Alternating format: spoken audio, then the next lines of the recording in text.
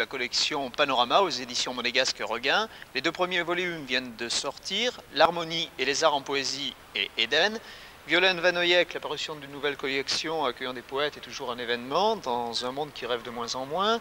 Vous venez également de sortir un disque-album de poésie, Torrent, et là également c'est un événement puisque plus aucune maison d'édition musicale française ne possède de collection de poésie. Disque de poésie, effectivement, c'est un fait. Alors pour la nouvelle collection chez Regain, elle a deux buts en fait, c'est-à-dire regrouper des poètes dans des anthologies pour les faire connaître et surtout éditer des poètes qui n'ont jamais été édités jusque-là et qui, à mon avis, méritent d'être connus. Et j'ai l'occasion justement de recevoir quantité de manuscrits et de découvrir justement des nouveaux talents. Donc c'est l'occasion d'en profiter. Quant au disque de poésie, effectivement, plus aucune maison musicale actuellement en France ne possède de collection de disques de poésie.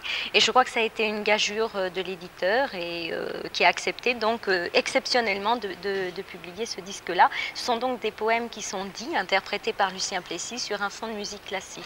Alors j'ai écouté vos poèmes justement, ils sont superbes, ils évoquent la mer, ils évoquent les vagues, ils évoquent aussi le mal-vivre des gens dans un monde agressif. Oui, d'ailleurs vous n'êtes pas très gai.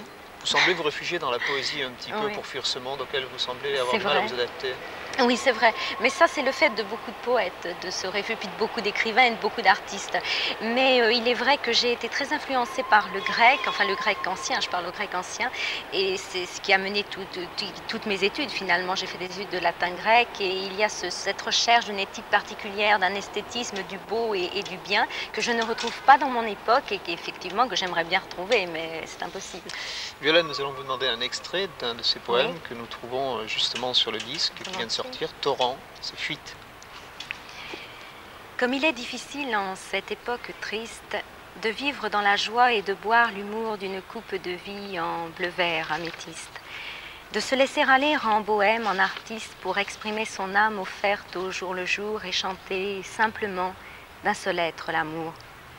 Au milieu des bienfaits, des plaisirs de l'amour et pour oublier vite un monde plus que triste, pour savourer mon sort, délice d'un vrai jour, j'aimerais retrouver le rire de l'humour, les trouvailles, les mots francs d'un habile artiste dans une chambre gaie, étalant l'améthyste. Les calmes flots marins de couleur améthyste, unis avec le beau, le charme de l'amour, le bonheur d'exprimer mon effroi, mon amour, m'aident dans ma fuite et me délivrent triste, dans l'ivresse du don, loin du ton de l'humour qui, caustique, se rit de chaque morne jour, car ce trop triste siècle est dépourvu d'humour. Améthyste éclatante en mon rôle d'artiste, chaque jour, je recherche un reflet de l'amour.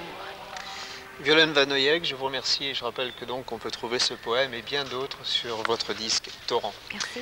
Tout de suite la météo valable pour demain qui nous annonce un beau temps chaud et bien ensoleillé, des vents faibles et des températures de 21 à 34 degrés. Pour jeudi, un temps ensoleillé et nuageux ainsi que des orages sur les reliefs.